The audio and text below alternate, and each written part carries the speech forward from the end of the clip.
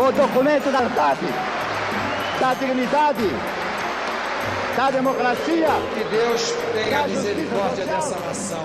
Do Brasil. Ignoro, a ditadura e a democracia não são comparáveis. O caos vem aí. E passando a boiada.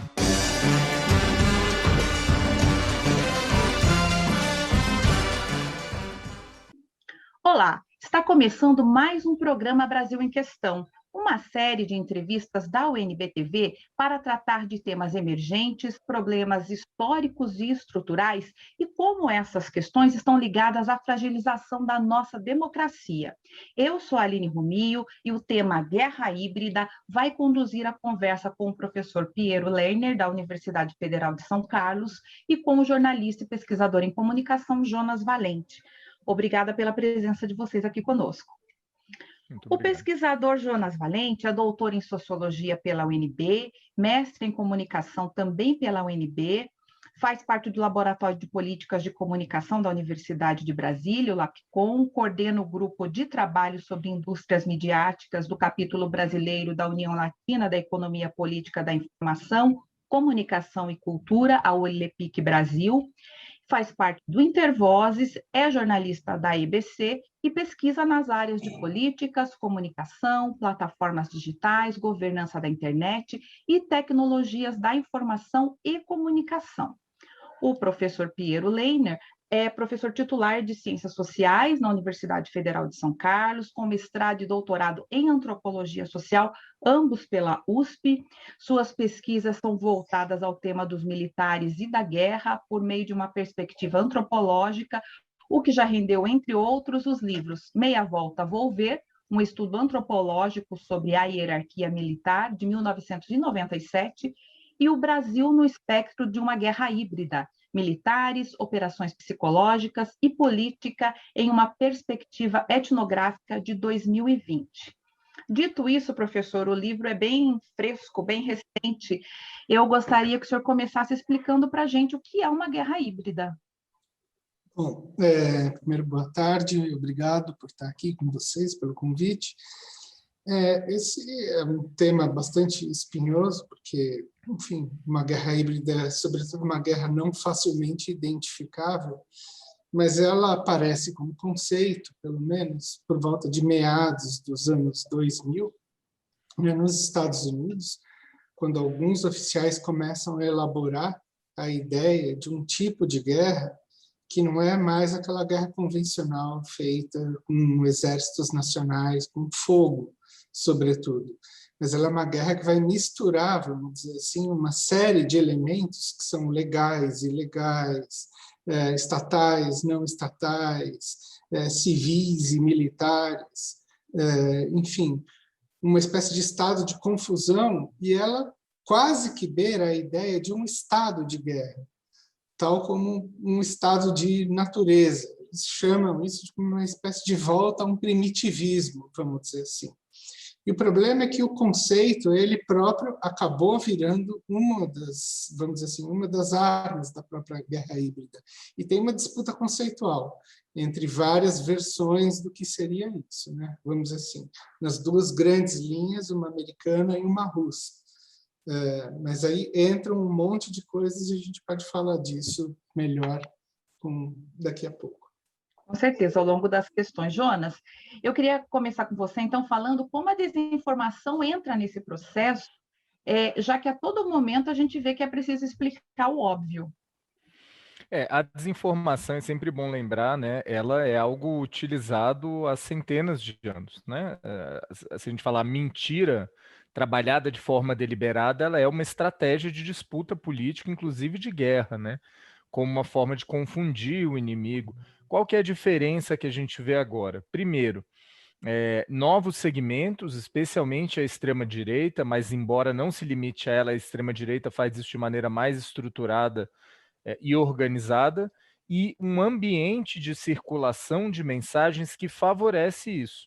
Né? Em primeiro lugar, por garantir um alcance e uma velocidade muito altos, inclusive de uma forma muito mais barata. Né? Se a gente for lembrar, por exemplo, que sempre teve no Brasil panfleto apócrifo em eleição, isso não é uma coisa que começou agora, mas tudo isso gerava uma série de recursos. Agora, por mais que os recursos não deixem de ser importantes, porque para você fazer disparo em massa, para você impulsionar conteúdo, continua precisando de dinheiro, vários grupos conseguem circular essas informações cada vez mais.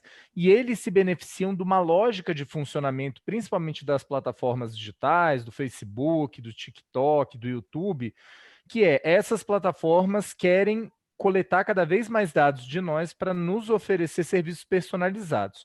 Para isso, elas querem... Profissionalizou essa atividade, né? Profissionalizou. Exatamente. Por quê? Porque elas criaram um modelo de negócio onde elas ganham dinheiro com cada vez mais pessoas acessando os conteúdos, e aí elas estimulam os conteúdos que são sensacionalistas, né? E que geram reação, seja essa reação positiva ou negativa.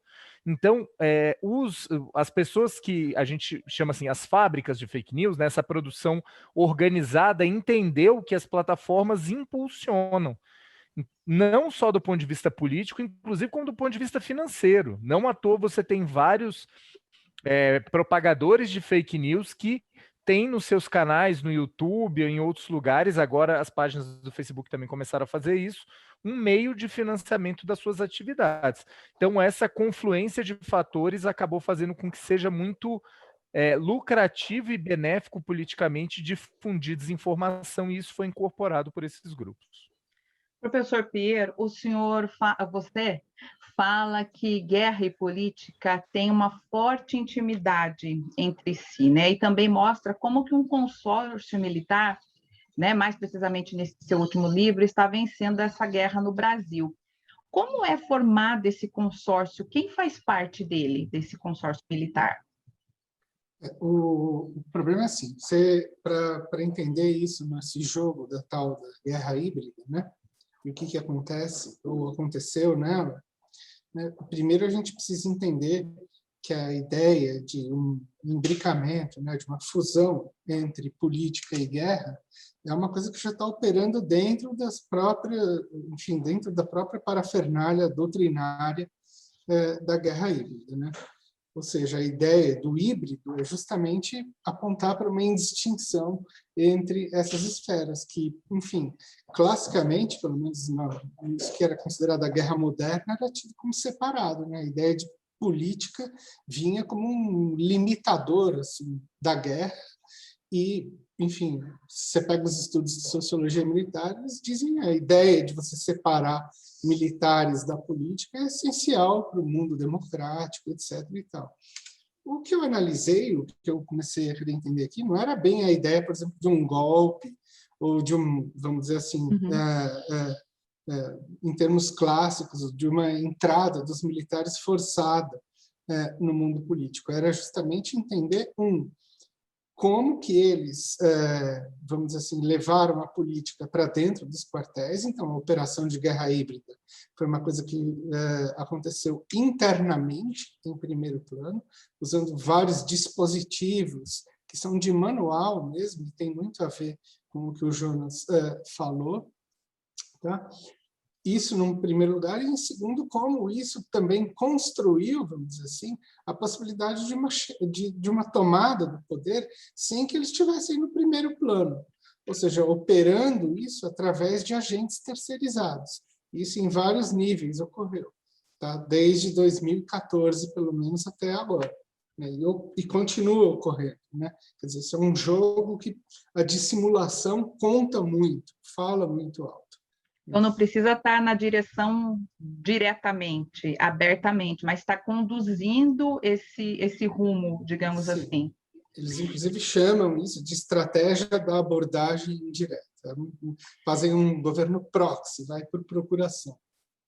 Jonas, você tocou já um pouco nisso, falando aí do Facebook, de outras redes sociais. Como que as redes sociais participam desse processo? A gente tem visto, inclusive, o WhatsApp, né, sendo por muitos já considerado uma rede social, não mais só um espaço de troca de mensagens diretas, mas uma rede social e com grande distribuição de conteúdo, né? Não, na verdade, assim, até é importante a gente usar um conceito um pouco mais amplo de plataformas digitais. E aí a gente tem plataformas digitais que vão ser, podem ser as redes sociais mais tradicionais que a gente conhece, um Facebook, um Twitter, um Snapchat, serviços de mensageria. E a gente está vendo que não é só o WhatsApp, né? O Telegram é a grande preocupação das eleições de 2022. E eu participei de uma pesquisa que vai ser lançada em livro daqui a um mês, que foi promovida pelo coletivo Intervozes, em que a gente analisou exatamente as medidas que as principais plataformas tomam, né? E eu e mais duas pesquisadoras, colegas, participaram desse processo, Helena Martins e Bia Barbosa. A gente encontrou que essas estratégias, por mais que as plataformas vocalizem isso o tempo inteiro, estamos trabalhando, estamos combatendo, faz parceria com o TSE, diz que tem não sei o quê, mas na prática esses esforços são muito desestruturados e insuficientes. A gente brinca que somente a pesquisa em si já é um sinal ruim, porque a gente teve que ficar cavando, né, nos comunicados institucionais, nos documentos dessas empresas, para entender quais eram as medidas que elas tinham. Então, assim, em geral, elas têm algum tipo de identificação de desinformação, o que não vale, por exemplo, para o WhatsApp, porque o WhatsApp tem uma especificidade de criptografia ponta a ponta, parceria com checadoras, algum tipo de redução de alcance, né? E não de derrubada de conteúdo. E o que a gente viu é que, com a pandemia, várias dessas plataformas passaram a derrubar conteúdo, especialmente relacionados à Covid, à difusão de tratamentos sem embasamento científico. Só que, por mais que elas digam isso, na prática, como eu disse antes, a difusão de conteúdo que viralize está no centro do modelo de negócios delas. Não sei se se os colegas que estão nos acompanhando agora nesse debate, né, viram uma matéria que saiu no fim de semana, agora no meio de junho, em que a CPI da Covid recebeu do Google quanto que diversos blogs receberam. Então, tinha blogs ali, desde jornalistas famosos, como Alexandre Garcia, como outros blogs que são aí da ecosfera bolsonarista. Mas e quantos reais o Google recebeu, né? Quantos reais o Facebook recebe? Então, é por isso que o debate sobre desinformação ele tem que ter duas respostas centrais. Uhum. Uma primeira é atacar quem produz e difunde, e uma segunda é regular esse ambiente para que as plataformas não estimulem a circulação desses conteúdos. Interessante, porque como você falou, né, tem gente produzindo e gente lucrando com essa divulgação dessa produção, né? Muito bacana. Bom, o programa Brasil em Questão vai para o intervalo rapidinho, mas a gente volta já já com mais Guerra Híbrida hoje para você que nos acompanha. Não saia daí.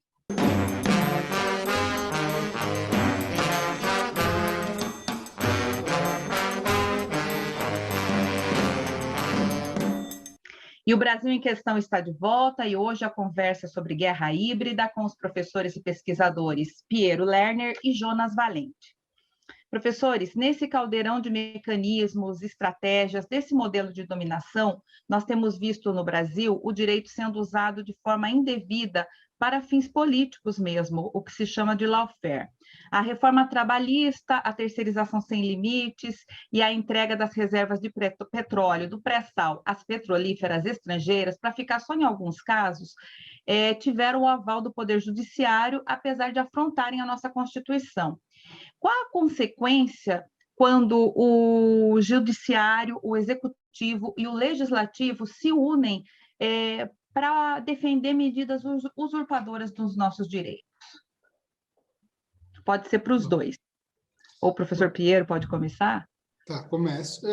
Bom, primeiro eu acho que existe uma coisa interessante aí, que o próprio conceito de lawfare foi elaborado pela primeira vez em 2001 por um general da Força Aérea Americana, justamente como resposta a um texto de dois militares chineses, né, que em 98 lançaram a ideia de que a guerra ocorreria num espectro total e em qualquer campo.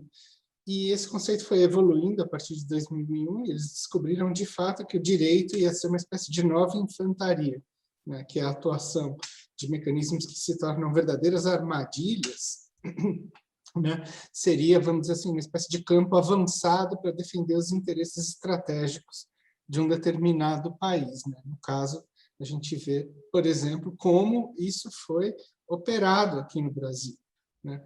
Eu acho que isso é um campo interessante, porque frequentemente é apresentada a ideia de que o campo do direito no Brasil representa um freio às ambições do governo.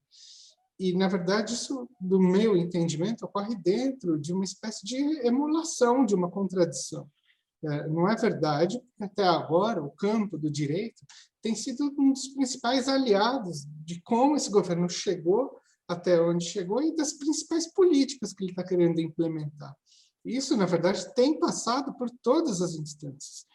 Então, assim, eu acho muito interessante a ideia de que você faz uma espécie de teatro de guerra entre setores do governo, entre o presidente da República e o STF, por exemplo, mas num outro plano você tem as coisas passando livremente, né?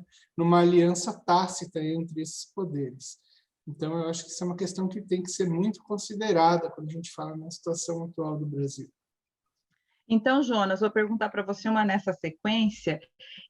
Na prática, como que o impeachment da presidente Dilma e a Lava Jato contaram com esse recurso de lawfare e desinformação? Eu acho que só fazer um registro, né, até como pesquisador da área de políticas de comunicação, é importante perceber que o direito e o Estado, né, eles são atravessados por forças políticas que têm interesses.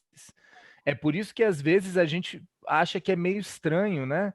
Não, mas o Bolsonaro, o STF está contra ou a favor do Bolsonaro, o Congresso está contra e a favor. A gente tem que olhar um pouco as forças que estão por trás, né? E como é que elas exercem diversos tipos de pressão, como o professor Piero colocou.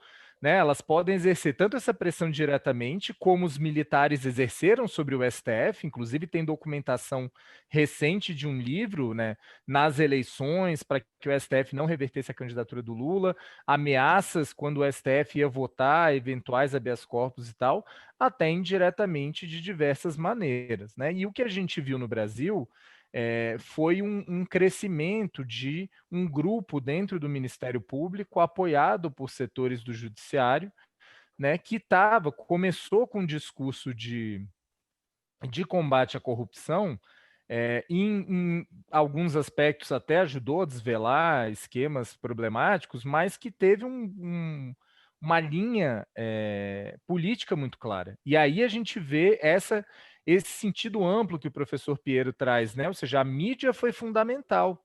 A mídia foi fundamental para dar legitimidade para a Lava Jato, né?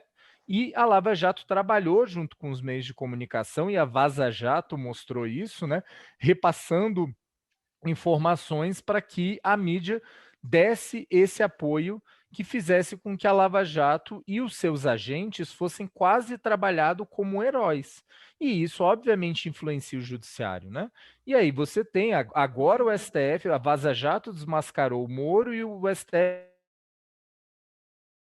Se a gente pega o que aconteceu logo depois da condenação do Lula feita pelo Moro, a decisão do TRF4, né, que se deu de forma quase automática nesse sentido, a gente pode ver que havia diversos espaços, desde o Congresso Nacional, que derrubou a presidenta Dilma, até setores do judiciário, e aí são setores vários, né? Não é uma vara, não era a vara do Moro, isso se espalhou pelo TRF4, pelo STJ ou até mesmo pelo STF. Então, de fato, o que é fundamental para que a gente perceba essas guerras mais complexas, essas disputas políticas mais complexas, é observar e considerar os interesses que estão por trás e o que querem esses interesses. E agora a gente está vendo a agenda política de destruição do Estado brasileiro, privatização de empresas, flexibilização das relações trabalhistas, e isso é o que foi construído desde 2016. Professor, um dos mecanismos de sucesso desse modelo de guerra que o senhor fala no livro é a grande inversão, a inversão de conceitos, a inversão de ideologias. Por que a sensação que a gente tem é que o absurdo parece ganhar tanto espaço hoje, com tanta facilidade na nossa realidade, inclusive dentro das universidades, professor Piero? Trata-se justamente disso, entendeu? Quer dizer, no plano dessa guerra, sobretudo, é essencial você fazer uma espécie de ataque cognitivo, as percepções das pessoas, e deixar um estado de confusão o mais abrangente possível. E para fazer isso, você precisa justamente lançar a mão de um conjunto de contradições que são atacadas por N vias o tempo inteiro, de modo que as pessoas acabam perdendo a noção do que é, por exemplo, uma situação e uma oposição. Tudo fica absolutamente confuso. Então, por exemplo, uma das estratégias de manual desse negócio é, por exemplo, se fomentar ao mesmo tempo, vamos dizer assim, o grupo que ataca e o grupo que defende, de modo que a pessoa não sabe mais, e deixar isso, às vezes, mais ou menos explícito até, de modo que você não fica sabendo, afinal, quem é que está em que posição. É a ideia, vamos dizer assim, de que você traz a realidade para um plano de choque e pavor, onde fica todo mundo mais ou menos desnorteado. Então, uma das coisas essenciais disso é o constante sequestro de pautas por grupos. Quer dizer, por exemplo, você vê, né, só para te dar um exemplo, né, vamos dizer assim, do que aconteceu na eleição de 2018. Até um mês do primeiro turno, quem falava que a eleição estava sendo uma fraude era o PT. Né? Imediatamente, na hora que o Haddad assume isso, o Bolsonaro começa já a soltar a ideia de que a eleição estava sendo fraudada. Ele sequestrou essa pauta do PT. E o PT fez o quê? Agiu por reflexo e endossou a eleição, dizendo que não, que a justiça era confiável. Então, esse tipo de jogo é um jogo que é feito o tempo inteiro. E a vantagem está em quem começa a soltar primeiro as contradições, entendeu? E fazer o inimigo, vamos dizer assim, responder elas de uma forma mais ou menos reflexiva, automática. Né? E isso vai ser feito o tempo todo. Nessa linha, professor, ainda com o senhor, como que isso, essa estratégia, interfere ou já está interferindo, por exemplo, num cenário de pandemia, onde a gente já tem quase 500 mil pessoas mortas no país, e parece que para muitos isso é normal, era o esperado. Eu acho que, sobretudo, aí a coisa mais, talvez, notável a se levar em conta é a ideia de que se criou uma polarização óbvia, entendeu? Com o Bolsonaro se assumindo, vamos dizer assim, como uma espécie de paladino das liberdades individuais, né?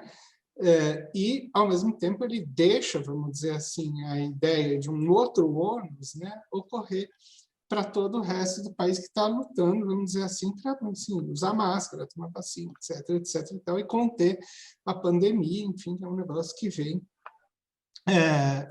de um plano que é absolutamente independente da vida social. E aí o que acontece? De um lado, você vê que ele assume para si como uma espécie de para-raio difusível todo o ônus contrário, e ele libera, vamos dizer assim, o grupo que justamente colocou ele lá do ônus de todo o problema que está sendo não gestado, justamente, né? Não gerido pela pandemia. Então, você vê, de fato, uma situação onde o governo acaba ficando uma coisa dividida, que é uma coisa que, sei lá, a imprensa está, em grande parte, jogando essa ideia de que existe ala isso, ala aquilo, criando falsas contradições ali, e, inclusive, o papel do Bolsonaro é um pouco esse, no meu entendimento. E o que acontece? Eles acabam passando mais ou menos ilesos nesse processo, porque estão aí para todos os gostos, tá entendendo? Bom, o nosso tempo está quase chegando ao fim, mas eu gostaria que os dois abordassem a seguinte questão. Nesse cenário, nessa guerra, o que resta ao cidadão? Onde recorrer? Onde buscar informação? O que fazer nesse cenário? Acho que o cidadão tem uma responsabilidade, né? Ou seja, a gente tem as possibilidades, a gente não, uma parte da população tem as possibilidades de checar coisas, né? De conferir as informações, de não compartilhar no automático. E aí não é só a desinformação pela desinformação, tem toda a questão do viés de confirmação, né? Como a gente prefere as informações que confirmam o nosso ponto de vista. E como às vezes a gente tem que, né, ter sensatez para não difundir uma coisa que não tem base só porque ela confirma o nosso ponto de vista. Só que só isso não resolve, né? Não resolve se as plataformas continuarem funcionando do mesmo jeito, e não resolve porque não é uma questão de confusão. Existe a alegoria, né, do tio do Zap, aquela pessoa que faz isso de forma meio inadvertidamente. Isso é uma parte do problema. A parte central do problema é que nós temos grupos políticos com estruturas com recurso para difundir desinformação em escala global, ou pelo menos nacional. E isso precisa ter algum grau de responsabilização, de investigação, e inclusive a legislação brasileira atual já dá possibilidade para isso. É porque os órgãos o MP, o Judiciário e a Polícia não querem fazer efetivamente, o processo no TSE mostra isso. Mas, para além disso, é preciso ter uma mudança na legislação para que a gente tenha uma regulação democrática de plataformas, que gere transparência, que faça com que, aí sim, sem dar mais poder para as plataformas, porque o que as plataformas querem é mais poder para reproduzir esse seu modelo de negócio, que faça com que elas tenham limites à sua atuação, equilibrando liberdade de expressão e direito à informação. Professor Piero. Eu sou um pouco cético. Eu acho que, em relação ao cidadão comum, não tem muito o que fazer. Isso tem que partir de cima, entendeu? Os grupos que são politicamente organizados é que tem que começar a se estruturar para desestabilizar, vamos dizer assim, essa pinça que está sendo estabelecida num jogo tácito e, enfim, do qual a gente tem muito pouco controle. Então, eu acho que essa é uma coisa que tem que partir de uma conscientização de agentes muito estratégicos, colocados em setores estratégicos. Então, a gente está meio enrolado, né? Acho que sim. Bom, eu agradeço muito, professor Piero Lerner, Jonas Valente, mais uma vez, né, a disponibilidade de vocês em participar aqui com a gente, participar desse momento. Ainda tem muita coisa para a gente conversar, certamente a gente vai retomar o assunto. Obrigada também pelas informações, pelos esclarecimentos. Vou reler seu livro, professor, porque é muito interessante. Bem, o Brasil em Questão vai ficando por aqui. A você que nos assiste, muito obrigada pela audiência, por nos acompanhar, e lembre-se, a UNBTV também está no canal 15 da NetDF, no YouTube, no Facebook, no Instagram e no Twitter. Vamos ocupar essas plataformas digitais com conteúdo melhor, né, professores? Segue a gente, então, e até a próxima. Tchau, tchau.